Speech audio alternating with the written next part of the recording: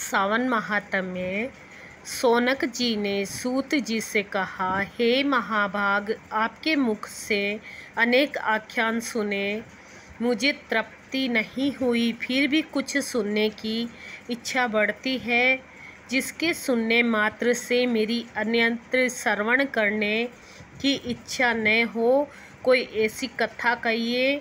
सूत जी ने कहा, आप सब मुनिगण सुने, आपके कहने से मैं प्रसन्न हूँ और आपके लिए मुझे कोई भी बात गुप्त नहीं है। दंभ रहित होना, आस्तिक बुद्धि होना, सद्धता न होना, परमात्मा में भक्ति होना, सुनने की इच्छा होना, नम्रता होना, ब्राह्मण भक्त होना, सुशील स्वभाव होना, धैर्य रखना, पतिव्रता होना, तपस्वी होना, दोषारोपण रहित होना, यह 12 गुण श्रोता के कहे गए हैं। यह सब गुण आप लोगों में है ही, इसमें मैं प्रसन्न हूँ। अब आपसे तत्व बात को कहता हूँ।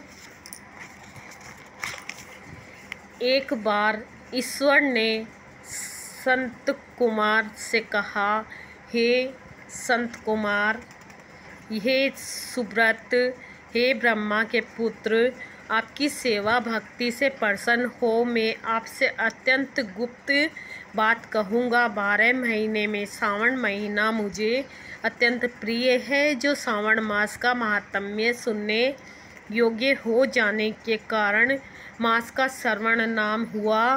पूर्णिमा को श्रवण नक्षत्र के योग हो जाने से भी मास का सावन नाम कहा, जो श्रवण मात्र से सिद्धि देने वाला है।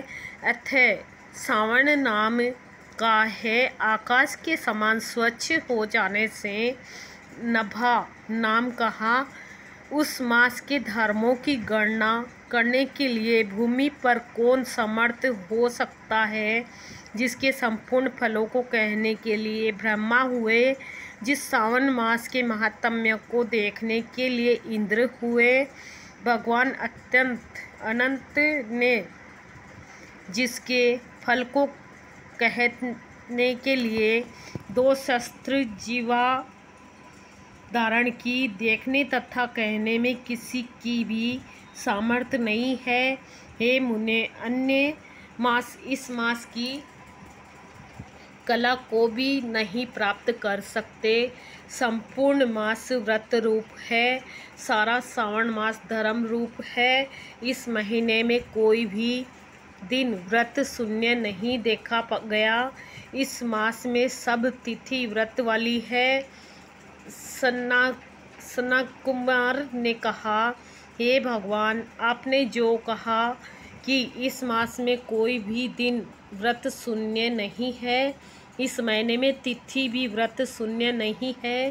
हे श्रेष्ठ, उसको आप मुझसे कहें, कौन तिथि में कौन कौन व्रत होता है तथा किस वार में कौन व्रत होता है, उस व्रत का अधिकारी कौन है, फल क्या है, विधि क्या है, देवता कौन है, पूज्य कौन है, पूजन सामग्री क्या है, किस व्रत का कौन समय है। हे प्रभु, वह मुझसे कहें, सावन मास कैसे आपको प्रिय हुआ, किस कारण से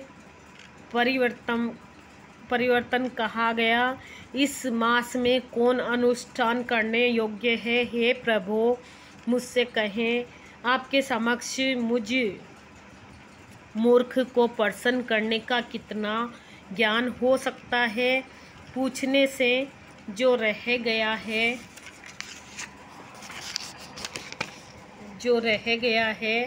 वह सब आप मुझसे कहें।